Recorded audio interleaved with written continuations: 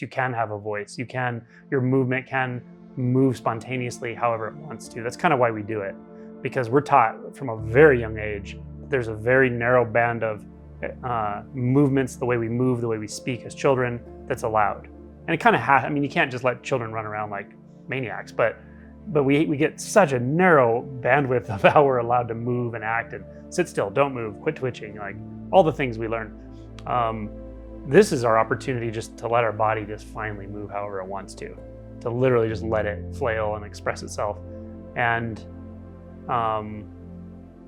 that's a really wonderful way to just utilize space and express in your environment. But the neediness thing, it's not something that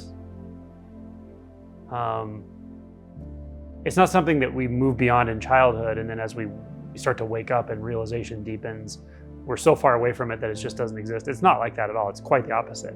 You actually kind of go, in one sense, back through your developmental experiences, your developmental, at least in the emotion body, you go through your developmental emotional states and realize that you often never fully matured at any of those levels. You partially matured, and then you partially built coping mechanisms. And you built them from sometimes shitty coping mechanisms that other people taught us, and sometimes like reasonably good ones, but it's still coping mechanisms. And so it's just layer after layer of coping mechanisms, and those get obliterated. The coping mechanisms get destroyed as we wake up. So now we come into contact with these emotions, and it's like, oh God, do I have to feel that again? It's so uncomfortable, you know, when I was in 4th grade and I was rejected or whatever it is, it's like, it's so uncomfortable and raw. I thought I would never have to feel that again, right? Because I was 4 life stages above that with all these coping mechanisms. That's not how it works. So you go right back to that. In fact, you'll even go back through you'll go back through an experience that's so fundamental to being a living force in this world, a living entity in this world, that you probably don't even remember it at all. And when that reverses, when you go back through that, it feels like an existential terror that is, it's in a sense, it's even beyond fear, but it's very hard to talk about it. It's like in the structure it's like in the fabric of what makes you at all. It's in the fabric of what allows us to come into being and have any life energy to even defend ourselves, like physically. The impulse to be alive at all. So you'll actually go back through that at some point in deep realization. So you'll go through all of these layers of emotional, developmental stages and sort of feel back through, and you'll see where identity formed at different layers as that identity deconstructs.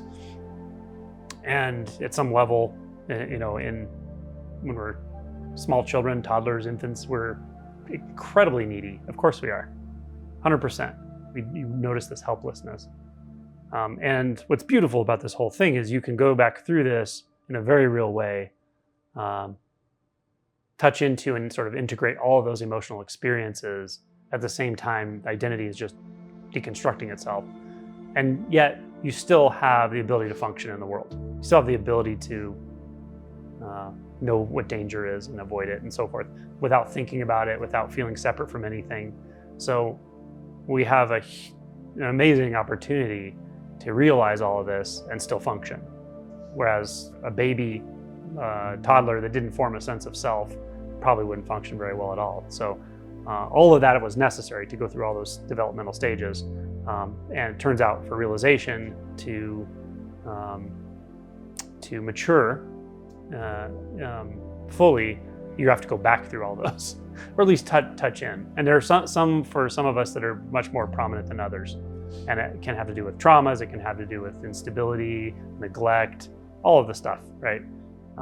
So some of them may be far more prominent than others, but it's very par for the course to suddenly experience a very early developmental emotion, and not just feeling it as an adult, feeling it as that early stage of an apparent being or a developing being.